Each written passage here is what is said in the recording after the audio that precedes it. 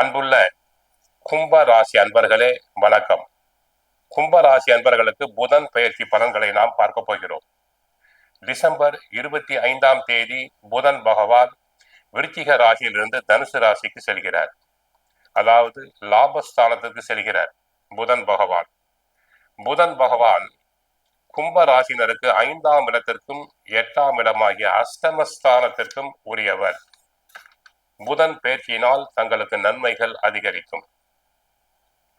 சூரியனும் புதனும் ஒன்றாக இணைவதால் புதாத்திய யோகம் உண்டு. பிறர் மனதில் உள்ளதை எடை போடும் சக்தி தங்களுக்கு அதிகரிக்கும். குடும்பத்தை பொறுத்தவரை கணவன் மனைவி உறவு நன்றாக இருக்கும். அந்யோன்யம் பெருகும். குடும்பத்தில் தடங்கலான சுபகாரியங்கள் நல்ல விதமாக நடைபெறும். பெண்களுக்கு மனதிற்கு பிடித்த வரன் அமையும். பெண்கள் ஜாதகத்தில் 7ஆம் இடத்தில் புதன் இருந்தால் இளமையான கணவர் அமைவார். ஆண்கள் ஜாதகத்தில் 7இல் புதன் இருந்தால் இளமையான மனைவி அமைவார். குடும்ப தேவைக்கு தகுந்த பண உதவிகள் கிடைக்கும். பொருளாதாரத்தில் நன்மைகள் அதிகரிக்கும். பணப்புழக்கம் அதிகரிக்கும். பழைய கடன்களை அடைப்பீர். சேமிப்பினை தொடர்வீர்கள். உத்தியோகத்தை பொறுத்தவரை தாங்கள் சிறப்பாக செயல்படுவீர்கள்.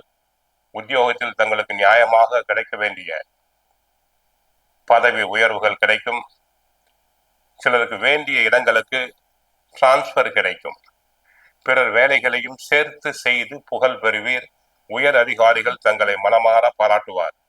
தொழில்துறை அன்பர்கள், இலக்கியவாதிகள், கணக்கர்கள், ஆசிரியர்கள், ஜோதிடர்கள், ஸ்டேஷனரி வணிகம் செய்வோர், தரகு கமிஷன் ஏஜென்ட், LIC ஏஜென்ட் போன்றோருக்கு அபரிமிதமான பண வரவுகள் உண்டு.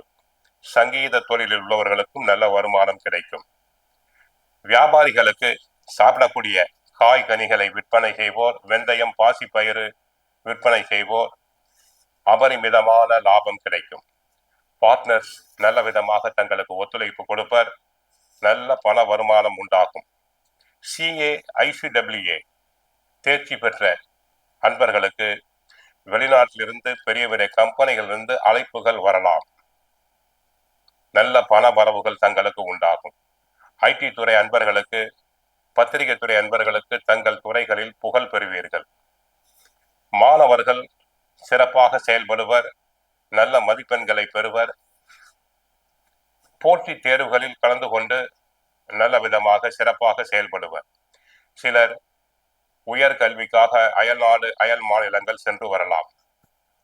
நோயாளிகள், நரம்பு மண்டலம், கழுத்து வலி, இடுப்பு வலி, முதுகு வலி உள்ளோர்